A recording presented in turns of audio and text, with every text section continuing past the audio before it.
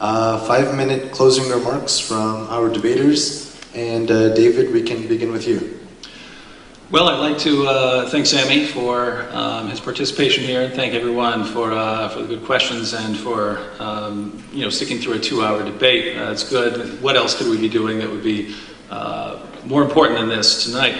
But I think we have two views on the table. There are other alternatives out there, but the positions that are on the table for our consideration tonight, we have two. And according to one, God is perfect in justice, perfect in mercy, and must punish all sin, but is willing to do anything, to whatever it takes, to forgive us. And the solution to retain those perfect attributes is that he voluntarily pays the price for sins. And Muslims have a tremendous problem with this, but again, I mean, think what you'd be willing to do.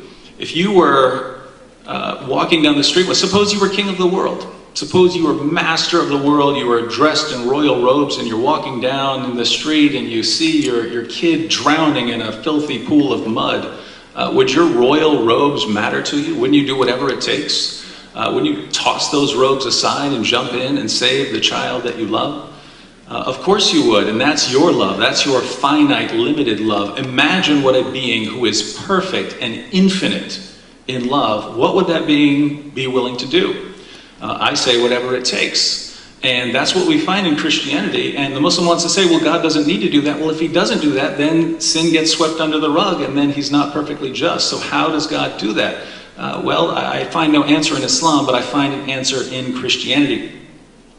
So we have God's perfect attributes being retained in Christianity. We have a message that fits with all of the evidence that we have, a message about someone dying on the cross for sins, rising from the dead, and claiming to be divine. All of our early evidence fits with this position. And think about it, according to Christianity, God had a mission for Jesus. God was completely victorious. Jesus came into the world, completed his mission perfectly. Jesus was completely victorious. He chose followers who would carry this message fearlessly. They were completely victorious. They went to their bloody deaths and would not back down.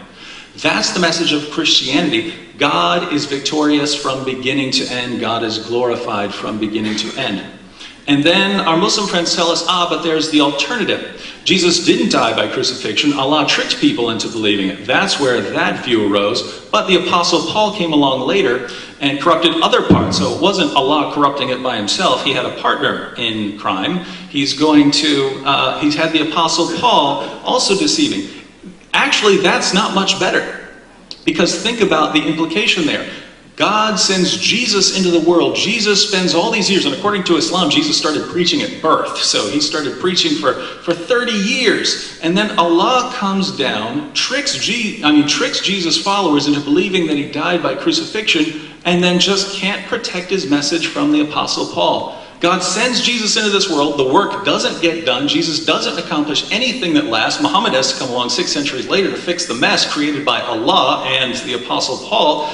And you put all of this together, what happened in the first century? Nothing. You ended up with the largest false religion due to Allah's deception and the Apostle Paul's deception. And God wasn't victorious. Jesus was a miserable failure. His followers couldn't protect the message from the Apostle Paul or Allah. This is the alternative. This is the alternative, where we have one view that glorifies God. He's victorious from beginning to end. We have another that portrays Allah, God as a deceiver, and Jesus as a miserable failure.